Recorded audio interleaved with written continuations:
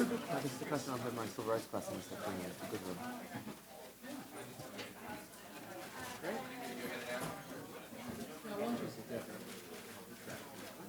Now, what is this program? They go and give a lot of money to the gallery a week. Pardon? What's the thing about people in this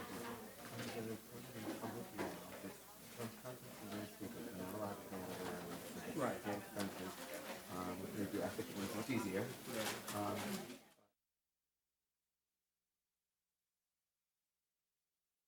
We should begin.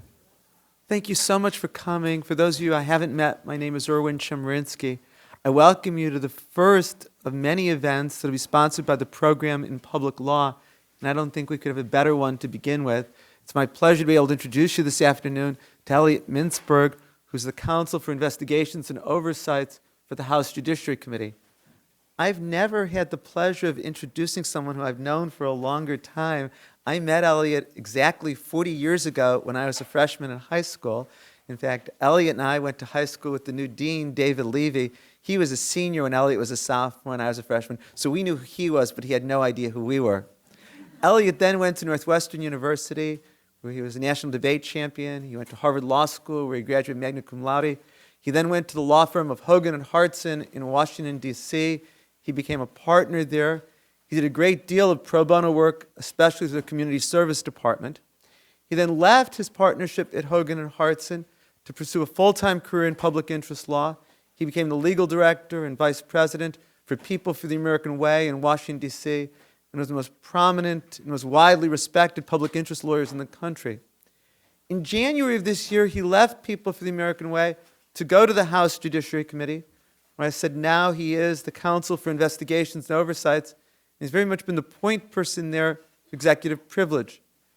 There's been no legal issue more in the news this summer than executive privilege, so it seemed appropriate to begin the public law series with a talk about it, and there's no better person than Elliot. So please welcome him. Thank you. Thank you very much. I want to thank the program in public law for bringing me down here. I want to thank Dana Norville, who's been incredibly helpful at arranging the logistics. And of course, I have to thank one of my oldest and dearest friends, Erwin Chemerinsky.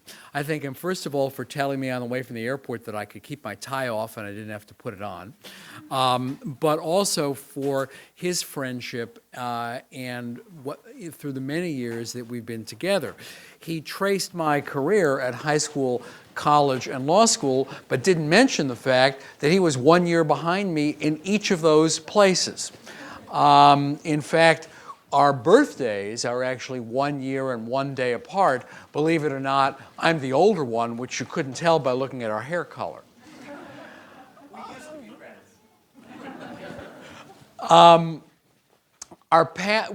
Erwin also started as a lawyer in Washington, D.C., but fortunately for generations of law students, our paths diverged when he went on to academia, where he has become not only someone who has taught many, many law students in California, North Carolina, and other places, but also has become a renowned scholar of constitutional and other legal principles, an incredible advocate on so many other issues, and also someone who still finds time to consult old friends like me, both when I was at People For and at the House Judiciary Committee.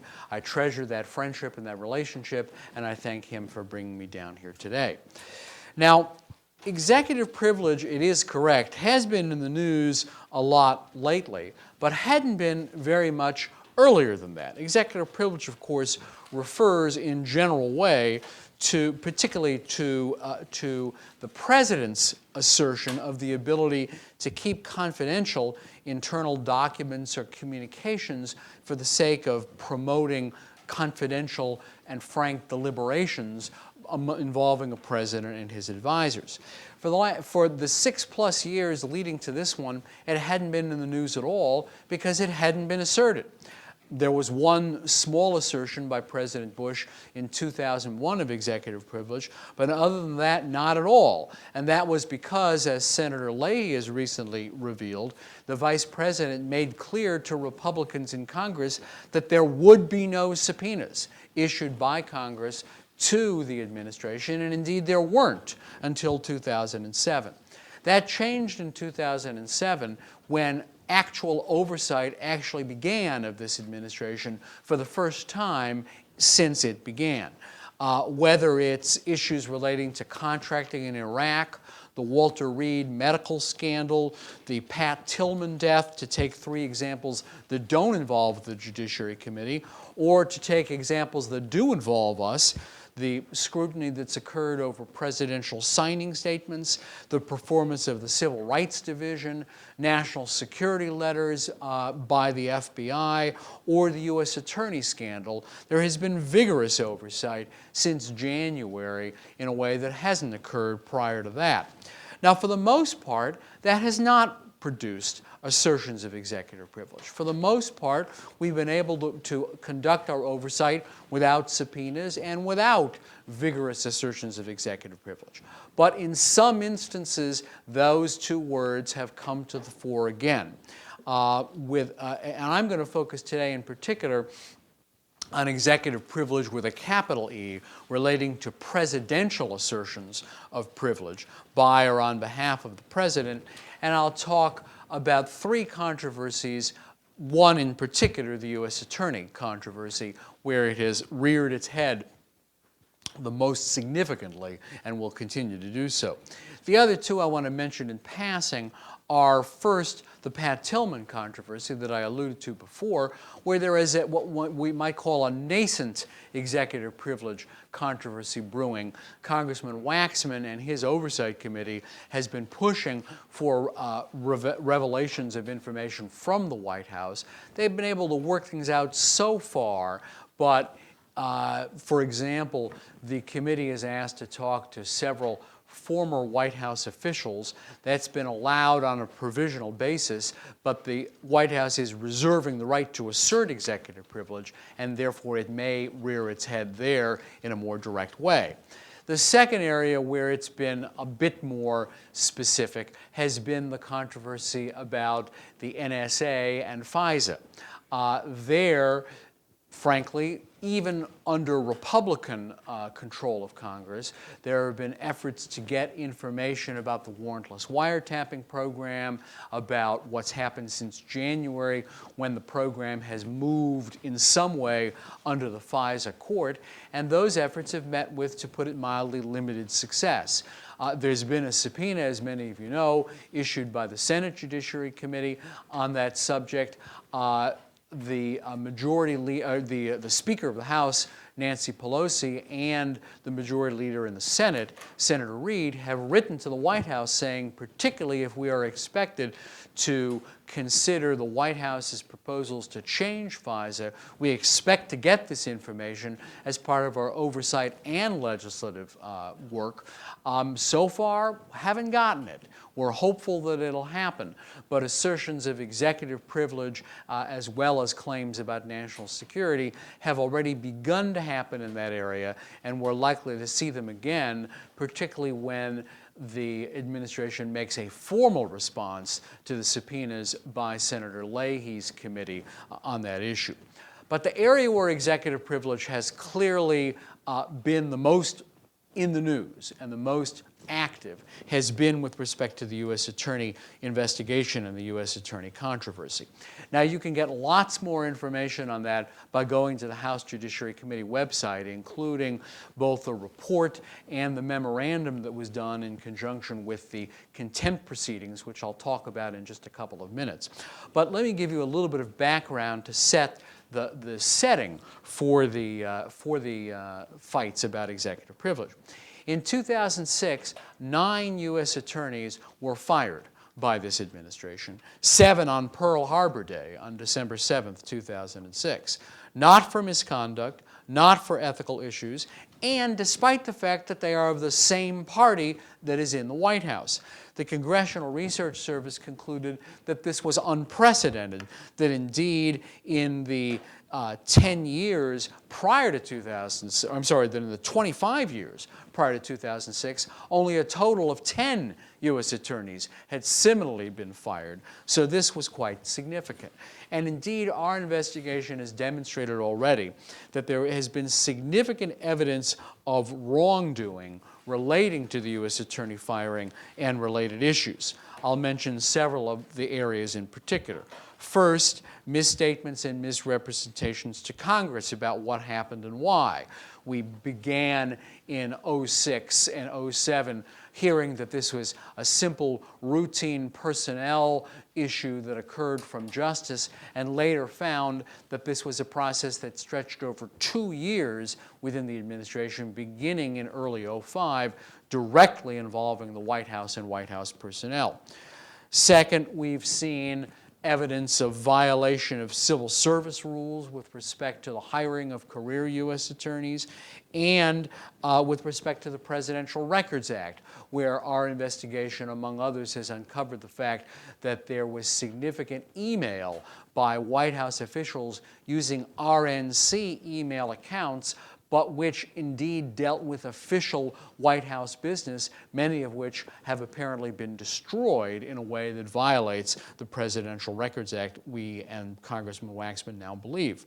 But third, and perhaps most significant, evidence has been uncovered of politically biased actions with respect to U.S. attorneys, particularly removing U.S. attorneys because of their bringing cases or failing to bring cases, particularly in the vote fraud and public corruption areas that were judged to be of advantage on a politically partisan basis. I'll mention two of the U.S. attorneys in particular just to give you examples.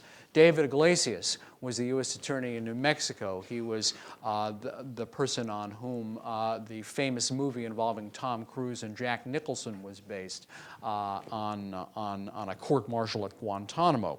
Iglesias was considered a rising star in Republican circles and had never actually been considered for removal until two clearly political things happened.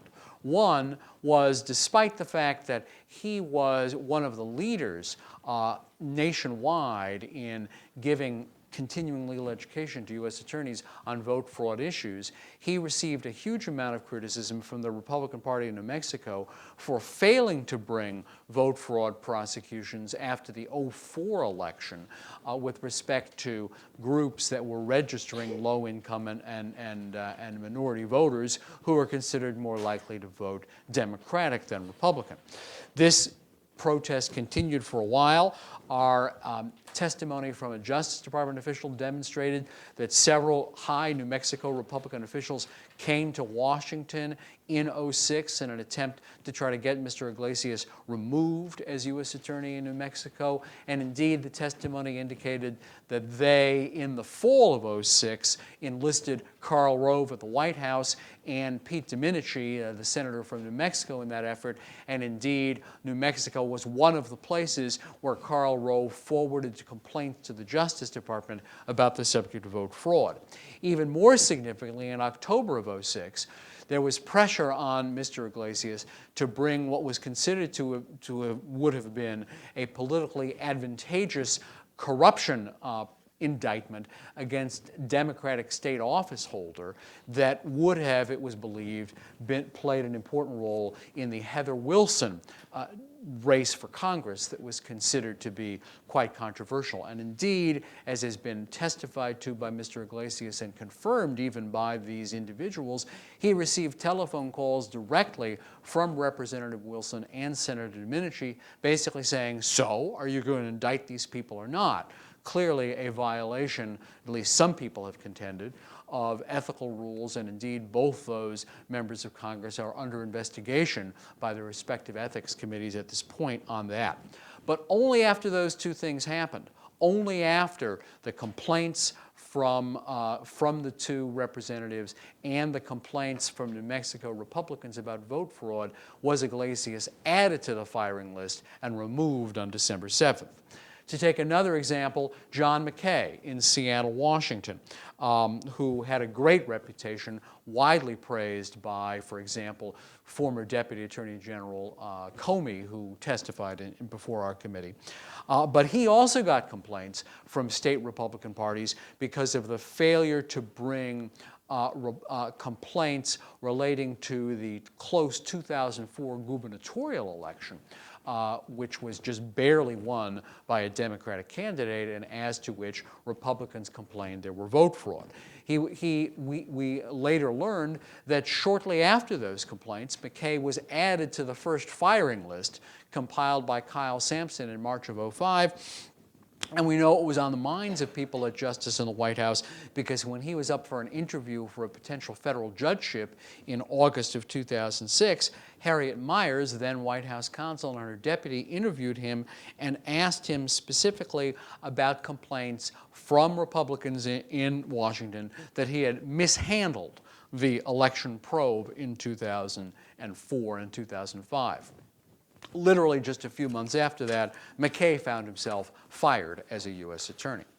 Now, our investigation has already led to legislation. For example, we have passed legislation signed by the President changing and limiting the power of the Attorney General to make interim U.S. attorney appointments, and we're considering additional legislation relating to U.S. attorney-related issues. We've gotten large amount of cooperation from the Justice Department, literally thousands of documents turned over by the Justice Department, hearings or interviews with more than 20 Department of Justice present or formal employees, but there's been a brick wall when it's come to the White House. We've asked the White House for information for documents without a subpoena. We've asked them for interviews or testimony from White House officials, and that's been refused. The one and only offer the White House has made has been to say that it would allow White House officials to testify, not to testify, to give informal, off-the-record, no transcript, no oath interviews, and that they would turn over documents, but only documents relating to communications between the White House and other entities. Anything internal is totally off limits. So, as Senator Schumer pointed out in giving an example, if there was an email or a discussion in which Karl Rove said to Harriet Miers, you know, we need to get rid of that guy Iglesias because he's really been a problem in not bringing vote fraud prosecutions, that would be off limits totally to congressional investigators. In addition, there would be no callback, so that once we had one initial interview of a Rove or a Miers or another official, the White House view was we could never call them back again, either on the record or off. Clearly inadequate, clearly would not meet the needs of our committee and the Senate Judiciary Committee with which we've been working on this investigation, so we rejected it. We've tried over and over again to secure cooperation. We've written a total of 8 letters by my last count attempting to do that with the White House, but they've refused to budge from that offer. So as a result, both we and the Senate Judiciary Committee issued subpoenas earlier this year asking for documents from the White House Chief of Staff, Mr. Bolton, who is technically the custodian of documents, and testimony, in our case, from Harriet Miers. What we found was total defiance of those subpoenas, asserting executive privilege by the White House counsel allegedly on the President's behalf. Not only defiance in terms of refusing to produce documents, but in the case of Harriet Miers, the White House took the incredible step of arguing that she was totally immune even from attending the congressional hearing that was held in the House Judiciary Committee. That wasn't the case with the individual Sarah Taylor, who did in fact testify before the Senate Judiciary Committee, although she refused to answer a number of questions and produce documents based on privilege, but at least she showed up. Harriet Miers, as a former White House counsel, didn't even show up, despite the fact that the Supreme Court ruled just a few years ago that a sitting president of the United States, President Clinton, could be required to show up for a deposition in a civil suit for damages, but a former counsel, who is now a lawyer in Texas, according to this White House, couldn't even be required to show up for a congressionally subpoenaed hearing. We considered those claims, and the committee, the subcommittee actually on commercial and administrative law, formally rejected those claims. Again, asked the White House and Ms. Myers to please reconsider, to consider showing up. They refused to do that. And so therefore, we really had no choice in the committee but to go on to the next step. Shortly before the August recess, we had a full committee session in which the committee voted to recommend to the full House of Representatives that both Ms. Myers and Mr. Bolton be considered in contempt of Congress for their total refusal to comply whatsoever with our subpoenas and with our more informal requests on executive privilege grounds. Let me take a minute or two to talk a little bit about some of the legal arguments on executive privilege that have come up and where those may be going. Now, the basis for the overruling of the privilege and immunity claims, you'll find in more detail on materials on our website. Several of those were more procedural in nature. We pointed out that the privilege hadn't been properly asserted. After all, Ms. Myers isn't an employee of the White House. She was simply following the advice, if you will, of the White House itself in previous situations like that where private parties had been subpoenaed by Congress. The White House or the Justice Department filed a lawsuit to try to prevent them from fulfilling what was their legal obligation to comply, but here there was no such assertion that occurred. Indeed, in addition to that, there had not been a proper invocation of presidential executive privilege because there hadn't been a signed document by the president, which he did do when he asserted executive privilege back in 2001, and we hadn't even gotten a detailing of the documents that were being withheld. No privilege log was provided. But putting those more procedural issues aside, there are two primary legal reasons why, from our perspective, executive privilege really shouldn't apply in this case. The first one is because the assertion of executive privilege here, and executive privilege with a capital E, is clearly a major attempt by the White House to expand executive privilege far beyond where it's been expanded for any administration before. The White House is claiming, as I've indicated, that privilege applies to anything that occurred inside the White House involving presidential advisors, even if they did not involve communications with the president. Now, executive privilege, after all, as it was originally articulated by the Supreme Court in the famous U.S. versus Nixon case, relates to the protection of presidential communications involving the president directly. There's been one case, the Espy case in the D.C. Circuit, that extended it to advisors when those advisors are in fact collecting information, quote, in the course of preparing advice for the president, end quote. When they're out there getting information which they will sift through and digest and then present for advice to be given to the president. But in this case, that doesn't apply, because the White House itself has said repeatedly that the president never received any advice on and was not involved in any of the U.S. attorney firings whatsoever.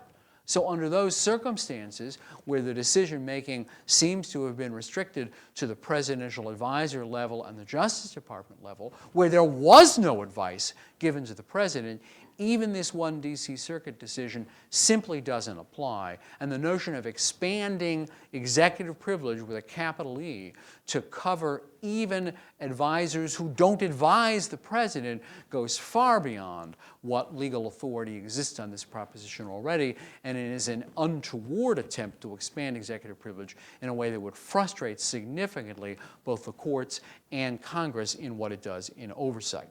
But second, I think, we feel very strongly that even if executive privilege did apply, the balance clearly is in Congress's favor in this case. There is no national security issue, as there may be in the context of the NSA wiretapping issue. It's a blanket argument for privilege that the President Counsel is making, not applying to particular documents, but to anything relating to any kind of communications within the White House. We've already gotten some internal White House communications that have been gone to the Justice Department and given it to us in that context. But on the other hand, Congress's interests are quite significant. We've exhausted all other alternatives. We've gone to the officials and documents at the Justice Department, gotten what we can, but can't find out more without cooperation from the White House. That is important to our legislative function, to be able to get the information we need, to consider possible changes in rules relating to the appointment and removal of U.S. attorneys and other issues. And it's important to our ability to uncover wrongdoing. Indeed, the Supreme Court has made clear that even if there isn't legal wrongdoing, that exposing corruption, inefficiency, waste, and problems in the administration of existing laws is a key function that Congress is constitutionally entitled to do. According to the White House, we should not. Now, as I mentioned, we did in fact find in committee through a vote that Bolton and Myers should be held in contempt of Congress, and have recommended that to the full House, or will when we formally file our contempt report after the House comes back into session in September. The administration has made yet another assertion, though. They've now asserted that even assuming that our contempt citation is voted on by the House and approved, they won't allow the U.S. attorney to take any action to prosecute for criminal contempt, even though the criminal contempt statute says unmistakably that the U.S. attorney shall present such instances to the grand jury. Whether or not the administration makes good on that threat or not, we don't know at this point, and future events will find out. We hope very much that, as with all other controversies in this area in modern times, that the issue is settled between the White House and Congress. That happened, for example, the last time an administration official was held in contempt of Congress by the House in the Ann Gorsuch case back in the 1980s, where after an initial lawsuit, in fact, the parties got together and Congress got just about all the information that it asked for. The Congressional Research Service, in fact, has reported that has happened with every instance where an administration official has been held in contempt, even by a committee, in the past. And we hope indeed that that will happen in this case. We don't know. We'll find out in September where, again, as I've explained, the committee will be presenting the full report to the full House for its consideration and action. And I expect it's quite possible, though we'll just have to see, that there will be a finding by the House that these two officials are in contempt. And after that, we'll see if the administration makes good its threat and what else happens. Again, it's our hope and our strong desire not to have a constitutional confrontation here. These issues have been and should be resolved by the action of the branches. But if I can read from the conclusion of the memorandum that was submitted to Judiciary Committee members in conjunction with the contempt proceedings. The refusals of Joshua Bolton and Harriet Miers to comply with the authorized subpoenas directing them to produce documents, and the refusal of Ms. Miers to testify or even appear pursuant to subpoena have no proper legal basis. Such complete refusal to comply with lawful subpoenas, or even to negotiate to seek to resolve disputes over documents and testimony, seriously threatens the ability of this committee and every House committee, and I would add committees of the Senate as well, to carry out its legislative and oversight functions. This problem compels the committee to seek action by the full House in this matter. And I would advise all of you to stay tuned to see what happens come September. Thanks very much, and I'll stop there and be happy to take any questions that you have, either about the executive privilege issue or about anything else you'd like to ask about. Anybody? Yes, sir. Do you have any sense that a part of the administration's strategy is just to delay until the end of this administration? That has certainly been suggested, and I'm not sure that I want to venture my opinion on that, but there have been many suggestions to that effect, and it's one of the reasons that we've tried to move forward on this. You have to move forward carefully, to be sure you dot all the I's and cross all the T's. But I don't think it will be possible to totally wait this out until after the administration ends, given the schedule that I hope we'll be on. Yes, sir. You said that if councils are working together to prepare for advising the president and then do advise the president, then there's protection by precedent. If they're making a good faith, if they believe they're going to be presenting, I mean, their job is to advise the president, isn't it reasonable to assume that everything they do, I mean, I'm serious, I know this is the administration's claim, but why isn't it reasonable to assume that since their job is to advise the president, everything they do could potentially result in advice to the president and therefore ought to be protected so that the president gets the unbiased and candid counsel he needs? Well, and the D.C. Circuit, I think, looked at that in the Espy case, which I'd encourage you to read. And I think their feeling on it was that, yes, you could make that argument. The administration made it. It was actually the Clinton administration in that particular case. But that would expand executive privilege so broadly as to make it impossible for the Congress and sometimes the courts to do what they need to do to get some information from the White House. So that's why what they said is, look, if you have a situation where one of the advisors is working on something with the understanding at the time they're working on it that they're working on something that will be advice to the president, that the privilege can be extended under those circumstances. But it's also true that there are many things that people in the White House do that never get to the president. And in this instance, it's quite clear that the president wasn't involved, as they've said quite explicitly, in any advice or any decision-making with respect to U.S. attorneys. So I think for those reasons, Espy makes clear that it shouldn't apply. Are you handicapping the president's ability to delegate his authority then? No, not handicapping at all, but simply making clear that executive privilege with a capital E only applies when the president's involved. Now, I haven't talked about executive privilege with a small e, which also could be asserted with respect to anybody in the executive branch. For example, we may deal with that right now in a different context. Some of you may have read that we recently received a partial version of FBI Director Mueller's notes relating to some of the events that occurred on the surveillance issue and the infamous hospital visit to Attorney General Ashcroft. And some of those notes have been redacted based on executive privilege with a small e, and we'll have to deal with that. But the courts have also made clear that if you're talking about executive privilege with a small e, that privilege disappears completely when you're talking about allegations of wrongdoing. So it's not a surprise, in a sense, that the White House has tried to talk about executive privilege with a capital E to make that assertion, which was used even by President Nixon in the Watergate situation, and to argue that executive privilege with a capital E should shield what happens here. But the problem, as I think this question and answer very clearly illustrate, is that it's really not capital E executive privilege that should apply when you're dealing with executive branch officials who are not directly advising the president on the matters under consideration. Yes, ma'am. I was wondering, how does the Attorney General Gonzalez play into all of this? And then would he be able to be held accountable for what's going on? Or if he can, do you think he will be or not? Well, there's a lot of different forms of accountability that exist.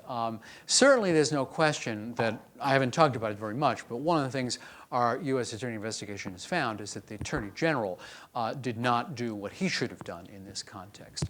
The interesting contrast was provided by former Deputy Attorney General Comey when he testified in front of our committee and talked about how under Ashcroft there were a couple of U.S. attorneys who were removed. They were removed after careful deliberation about concerns about misconduct, with an investigation, with the Deputy Attorney General being involved and presenting the recommendations directly to the Attorney General, who was given to understand very specifically what was going on and why. That didn't happen here. What happened essentially was that his chief of staff, Kyle Sampson, was delegated by the Attorney General when it turned out the White House was interested in exploring the possible removal of U.S. attorneys, pretty much complete responsibility for coming up with a list. And while the Attorney General did finally pass on it, it was in a very semi-passive way without very much active involvement, although in a way that he's been totally inconsistent about testifying to Congress about. Frankly, this U.S. Attorney scandal is only one of the issues that there's been a lot of criticism of the Attorney General about, including the NSA spying scandal as well.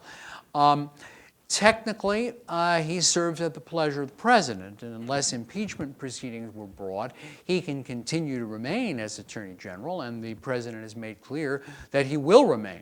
But I think there's been accountability of another clear sense that's occurred. I think that frankly, neither House of Congress has much credibility at all with respect to the Attorney General, that I think has made it much more difficult for him to function effectively as an Attorney General of the United States. But technically, accountability in the legal sense would only happen if the president would fire him, which many, many, many members of Congress have urged that he do, or if there were an involuntary removal, which would require an impeachment proceeding. Yes?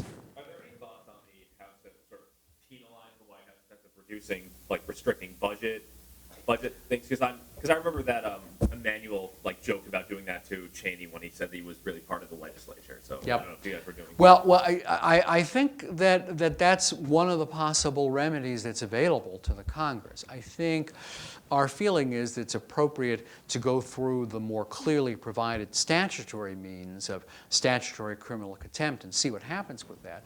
But if that doesn't work, if the administration says we won't let the U.S. Attorney do anything about it, I think that, among other remedies, certainly remain for consideration. We are going to be doing a lot of work on the budget in this fall, and I think all possibilities are open. Yes? Is Congress a little bit afraid of the Supreme Court? I mean, what if they rule against Congress and for executive privilege? Well, I don't think we are afraid. The way technically it would happen if contempt were followed is that a prosecution would be brought against Myers or Bolton for contempt. Assuming they were convicted, that would then be considered by the Court of Appeals and then the Supreme Court after that. There's been some possibility suggested of some possible civil action of some sort. I don't think we're afraid of the Supreme Court at all, because I think our feeling very strongly is that even a conservative Supreme Court should see how this is an attempt to expand executive privilege beyond all possibly accepted boundaries. And it's important to keep in mind politically that what's sauce for the goose can be sauce for the gander. Today it's a Republican president. Might not be long from now that it's a Democratic president with a Republican Congress. So I don't think we're afraid of the Supreme Court. I think we have some concern, as was suggested in an earlier question, about whether this issue can be resolved while this administration is still in office. But we're hopeful that it can be, and are certainly trying to push forward in that respect. Yes? Should Congress issue the contempt citation and then the Attorney General refuse to present it to the grand jury? In your opinion, do you think there's political will to impeach the Attorney General? Well, it wouldn't technically be the Attorney General. Technically, it's the U.S. Attorney that is responsible under the statute. And then the question is, where would, if there is an order, where would the order come from for the U.S. Attorney not to take action? In essence, I think everybody knows it'd be coming from the White House, whether it was the Attorney General himself that did it. It's been very clear the very first mention of this came from an unnamed White House official who many people believe to be either the White House counsel or a deputy. So I don't know that it would be considered something that he was being responsible for as much as it would go back to the White House. But again, I would not predict what will or could happen under those circumstances. Catherine? I'm wondering if you were, either you personally or whether Congress is thinking generally about what to do when it's sauce for the gander time. And there were a lot of congressional investigations of the White House between 1996 and 2000, and Democrats who knew staffers in the White House recall, producing thousands and thousands of emails in connection with the travel office and a million different things that many of us have forgotten. And so one of the questions would be, how would you define what's the ideal scope of executive privilege that presumably will come up only in the circumstance in which the White House is occupied by members of one party and the majority of Congress is occupied by another party, so that the ground rules aren't constantly a subject of political fighting? Well, it's a fair question, and to be honest, in our system, it's probably a very hard question to answer. I think it's hard to answer very much about executive privilege in the abstract because, as the courts have made clear, once executive privilege does properly apply, it is a balancing test to think about the needs of Congress or the courts to get the information versus the interest in confidentiality.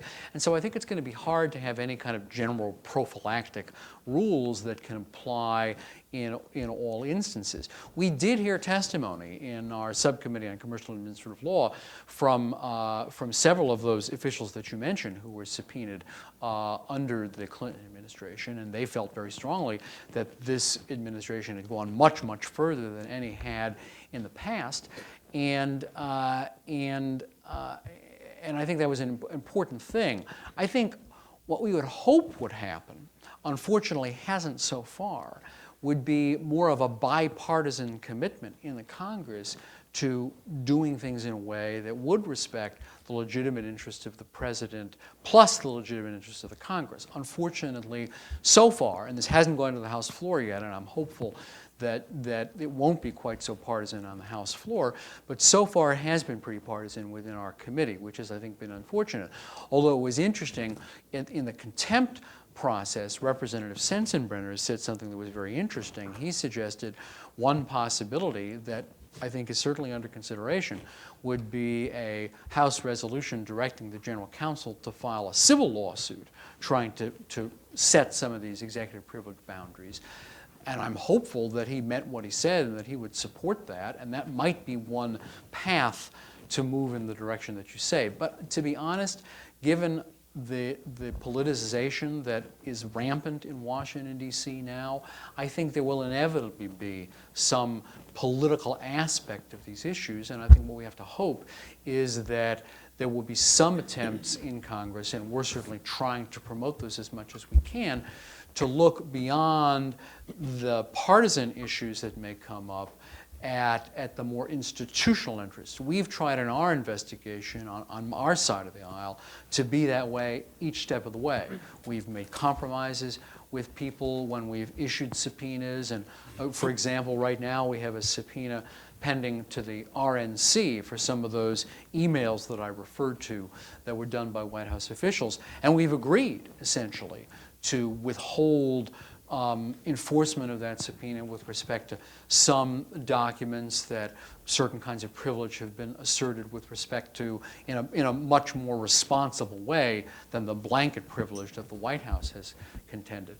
I think if I were to suggest any broader guidelines, I would suggest that both sides avoid blanket assertions. And that, unfortunately, is what we've seen from this White House. As I said before, they haven't even given us a privilege log or any specification of the particular documents at issue and why they assert privilege over them. And that's a clear way to reach accord, which has often happened, and I think would be something that I would hope would be agreed to be done. It was certainly done by the Clinton administration, but this administration, for better or for worse, has tried to extend that privilege beyond boundaries we've seen before. This isn't the only issue where that's happened. I'm sure you'll be hearing from people about a range of other areas where that has been a problem.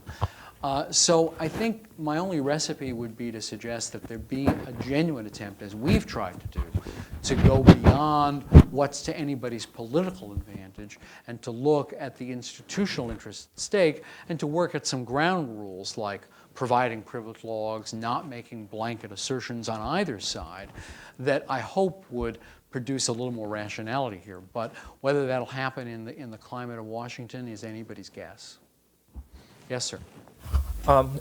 As far as I remember, general philosophy behind laws on privilege is that if there is reasonable grounds to think that a privilege is being used to conceal evidence of wrongdoing, it doesn't work. So if you have such evidence that wrongdoing might have been occurring, why don't you simply go to court and try to remove all the asserted privilege altogether? Well, we have, in the memo that I referred to, we've detailed significant evidence of wrongdoing that the investigation has proven so far. But I will say that when it comes to executive privilege with a capital E, the courts have made clear that just because there may be wrongdoing doesn't necessarily eliminate privilege. We think there's a pretty argument that it should in this case. Getting to court itself is a little bit of a tricky issue because in terms of criminal contempt, that would have to come through the U.S. Attorney, and with respect to anything civil, as I mentioned before, there would have to, at minimum, be a full House resolution authorizing that kind of a lawsuit. But that may be something that happens at some point. Again, I think our hope is that we shouldn't have to get the third branch of government involved, that the White House will agree at some point, as White Houses have in the past, to compromise and to come up with the information that we need. And we're taking this step by step, and the next step will be consideration in the House, which may include the issue that you mentioned. Other questions? Yes, in back. In thinking about the strength of the administration's assertion of privilege, is it relevant that the administration made the offer that the Congress rejected, which is to have certain people, including Harriet Miers, speak to members of Congress, not under oath, right, without a transcript? I mean, you said that was plainly insufficient, but isn't it relevant to the strength of the administration's assertion of privilege? Well, it's relevant. There's no question that if a court were to look at this, there's no question that it's relevant what efforts have been made on both sides to try to reach an accommodation. But I think we would argue, essentially what's happened is the White House made their all or nothing offer and hasn't budged after that. What I think is equally relevant, and I think and hope would be something that would work in our favor, is that they've refused even to negotiate beyond that offer. We've suggested multiple occasions that this won't work, here's why it won't work, it won't give us the information we need. According to them, as I said before, we couldn't even find out, theoretically, if Karl Rove had said to Harriet Miers, we need to get rid of that Iglesias guy for political reasons, or if he said, we need to get rid of Carol Lam because she's prosecuting Duke Cunningham. So I think we've made a clearly, in my view, more than sufficient showing of why the White House offer isn't sufficient. And the fact that they've refused to even talk beyond that, I would argue, would be a factor that should militate in our favor on the privilege issue. I'm thinking a different point. Okay. Doesn't the administration's offer undermine the assertion of privilege? Yeah, no, you read, presumption, yes. The legal presumption has to be Yes. that they're not going to lie if they speak to you. Yes. And if the president doesn't need candid advice protected insofar as Harriet Miers speaks to you off the record without a transcript, why does Yes. he doesn't need candid advice otherwise? I do believe that's correct. I think that's a legitimate point. And again, you'll see that's referred to somewhat in our papers where we've talked about it. If indeed the privilege is so sacrosanct, how is it that they can agree to essentially give up on it? Now, their response to that is, well, it's a compromise, and we're trying to work out a compromise. And it's a point that can be made. But I do think if this ever got to court, which it may not, I think that would certainly be one point that could be made. I think you're right. Yes, ma'am. In regards to the emails that were destroyed, what legal recourse, if any, do you have? Well, that's very tricky. Congressman Waxman is really looking at that issue more directly as part of his Oversight Committee because it goes far beyond just the U.S. Attorney issue. There were, depending on your estimate, hundreds of thousands or millions of emails that may have been destroyed.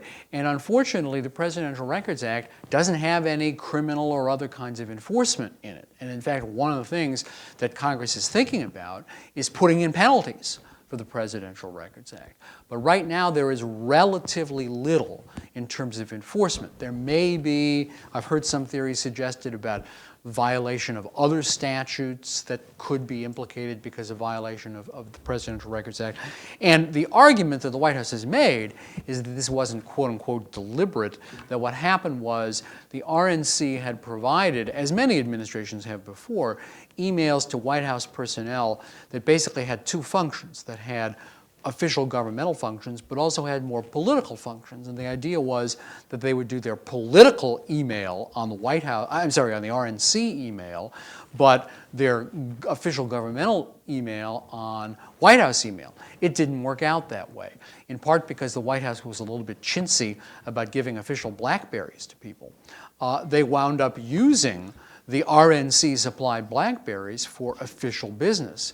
And that's how it happened, because the RNC didn't have the record retention policies that the White House had. Again, no fault of its own. There was no reason it should have, because it didn't know what was being done on the email. That's how it wound up happening.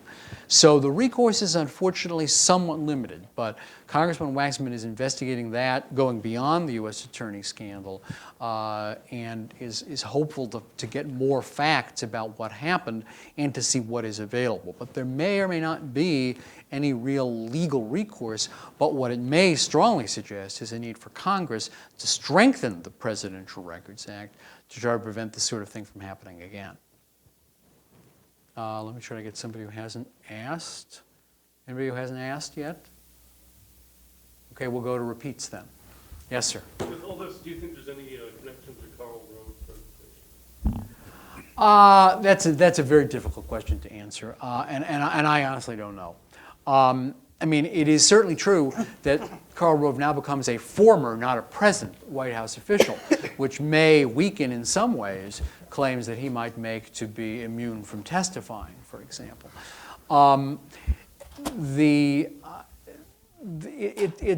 mean, in some ways, Rove's resignation is not uncommon for this stage of any administration as people begin to move on to other things.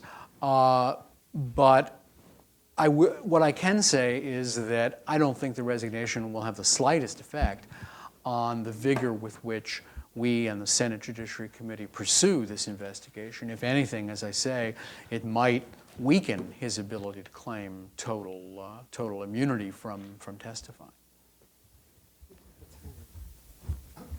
Please join me in thanking Elliot for coming.